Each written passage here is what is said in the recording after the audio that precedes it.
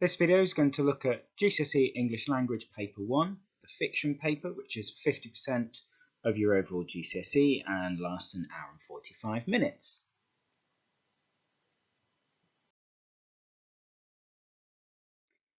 Now, the paper itself is made of 4 reading questions and 1 writing question, and we're going to look at question 4 today.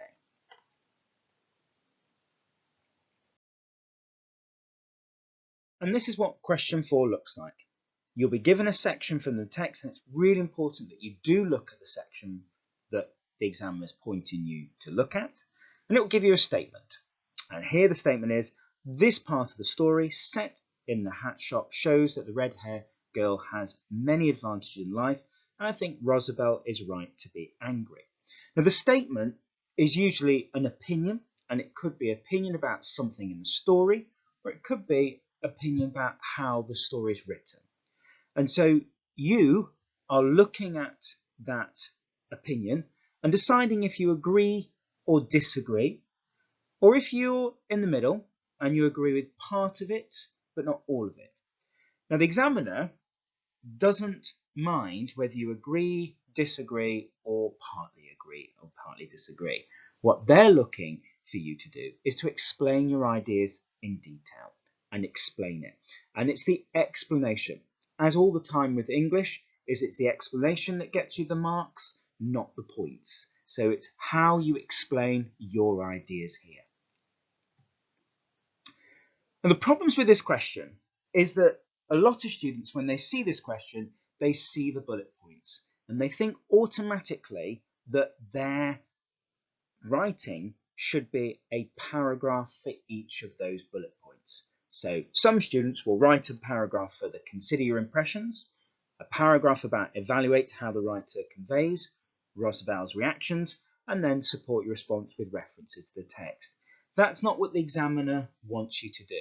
Those 3 bullet points are just to help you with writing, and they're the sorts of things that your paragraph has got to include or could include. So it's really important that you include those, but you don't write a paragraph for each one of those.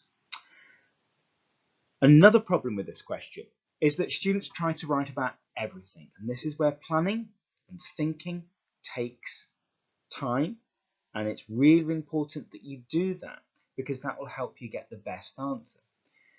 Another problem that students have with this paper is they forget to mention the language techniques that the writer uses, or they forget to mention the story. And this question is about looking at both how the story is written, but also the language and the devices that the writer is using to get those ideas across. Now, to help you with a planning tool, we kind of use this. So we've got 3 boxes, and it kind of shows you that you kind of have an idea. And if you see the first box, you've got kind of I agree. So what do you agree about the statement? And then you've got to think about in the story, what in the story makes you agree with it. So there could be a part in the story that proves your point. And then you've got to think about, well, how does the language, how does the writing, how does the structure of the story, how does it support this idea? And so you're building up a case, and this is how to go about it with this question. And in a way, your paragraph needs to be about all these different things. A statement, a little bit from the story, and then the analysis. And you can see we've got some words up the top there. So we've got how you could phrase your statement to start it off with. So I partly agree, or I mostly agree. And then also we've got some words, because to show off your skills, and for the top end, I want you to be evaluating and thinking about this, and thinking about, well, is this how writers normally do it? Do writers normally show it this way? Is this typical, or is this kind of a stereotypical way? So that will help you with your kind of explaining how effective you think it is, because that's one of the skills that we know students do at the top end. They evaluate the text.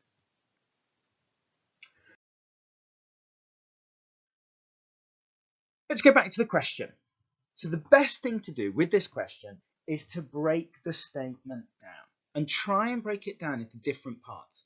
For most of the past questions, there's been usually 2 things. Now, 2 things could be completely different. So it could be One could be a story thing and the other could be a writing thing. Or it can be a number of different things. It can be about the effect. It could be saying, well, a student read this and they thought it was creepy and they were worried about what was going to happen to the student. And so you could use that and break it down. So that's the first thing to do. Have a look at your statement and break it down into different components. Now, it will involve looking at the story again. Now, a danger that a lot of students who are working to secure a grade 4, what they tend to do is they tend to go from memory and go, well, I can remember this in the story. Go back to the story and have a look and see if you can find them.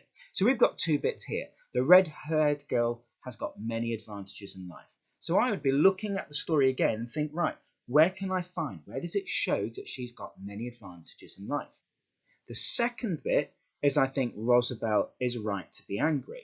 Well, the next thing I do is look at the story and think about where can I see that she's angry and find that and circle it on the copy of the text.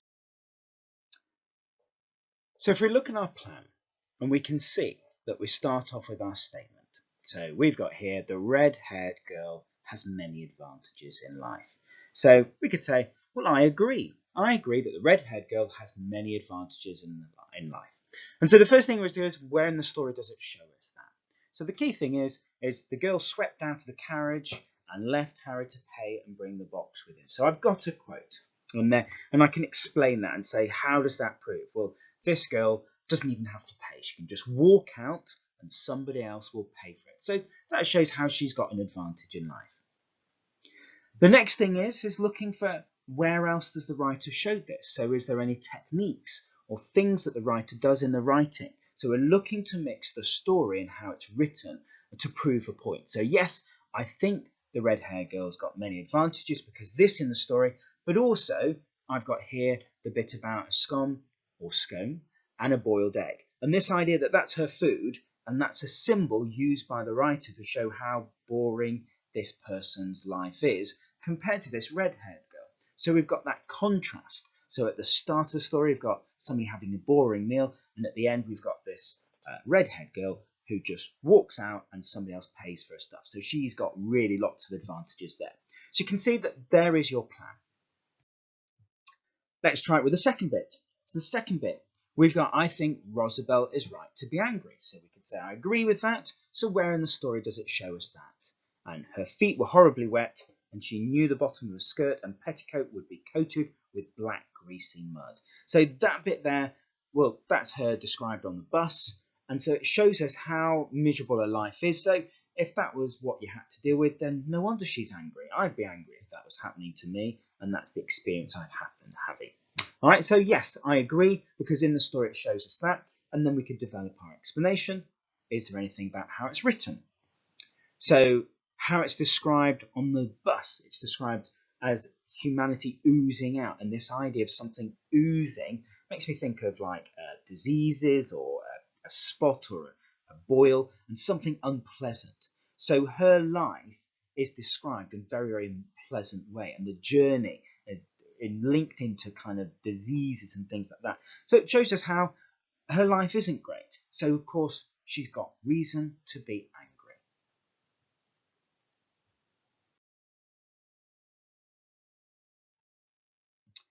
So we can turn that into a paragraph. Very, very simple. And following this method. So we say a statement, I agree.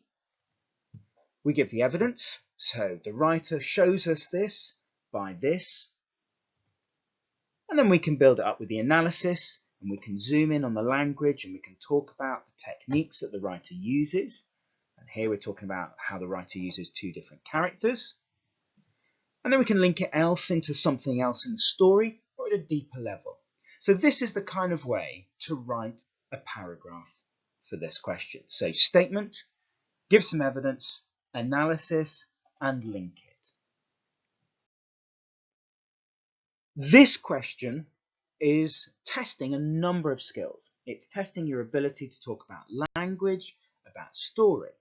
But at the heart of this question is your ability to explain what's really, really going on. And back to what I said before, it's about the explanation that's key here. So the basic of this story is there's a woman who works in a hat shop and she's on a bus heading home, and after a day she's thinking back about what happened at her in the job that she's in and about the experiences she had. She's thinking about one particular woman and the experience she had with that woman. So that's the story. Okay, so that's where we are. But to develop and to expand on things, we need to look at what we call the subtext. So below that, what's really, really, really, really going on here? So, for example, we could say that the subtext here could be that this is a story about class and about money. And this is what money can do. Money can buy you happiness, according to the story. But this also could show us how a part of society, a group of people, in particular this woman here, how she feels trapped because she hasn't got money. So on a deeper level, this story is about somebody feeling trapped and they can't escape their situation because they've got no money. On another level, this could be about how we've got the class system and how actually people cannot move class. And in fact, you're born into a particular kind of class. And so you can see that a simple story can actually have some really, really deep meaning. And so what we've got to do when we're looking at the story and we're thinking of ideas is think about what's the subtext, what's really, really, really going on.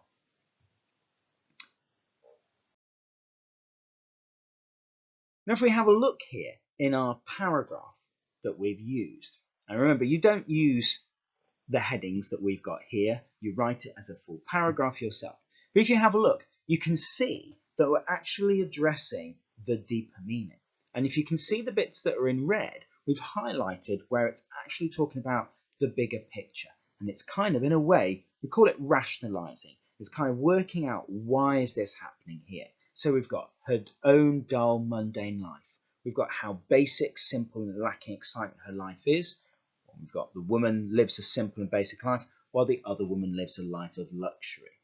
And we've got it carried on there. So you can see that it's not just spotting, and it's not just giving explanations, but it's actually showing knowledge of what's really, really going on in the story itself.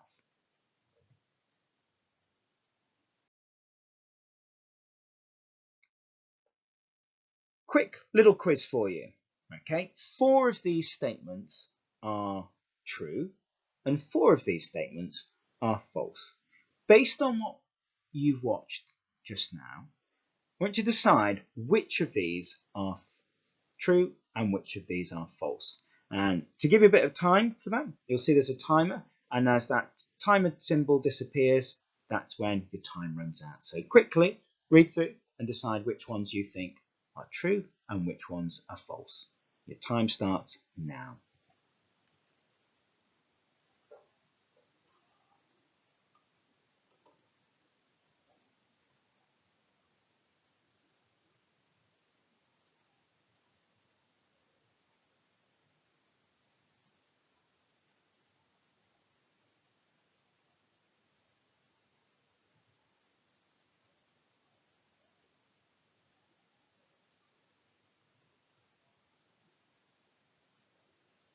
Okay, time's up. Okay, so the answers are. So number 1 was true. Apart from the writing task, question 4 is worth the most marks on the paper. Question 2, statement 2. The question is worth 8 marks. Well, that's false. It's actually worth 20 marks. Number 3, you'll need to write about everything in the statement. That's false. You could write about one little bit in the statement. You do not have to write about the whole thing. Number 4 was true. Your answer should refer to the story and the language devices or structure devices used by the writer. Number 5, true. You need to use the SEAL structure. So statement, evidence, analysis, and link it to what's going on. Number 6, you do get more marks if you show depth of understanding and relate to the ideas, to the context or the subtext. So what's really, really, really going on? If you show that, that helps you get better marks. Number 7, you should write a paragraph for each of the bullet points. That's false. Bullet points are there to just give you an indicator of what to write in a paragraph, not for each paragraph. Number 8, terminology and quotations are important for this question. You need to be using evidence from the text, and you need to be using your technical terms to describe what the writer is doing.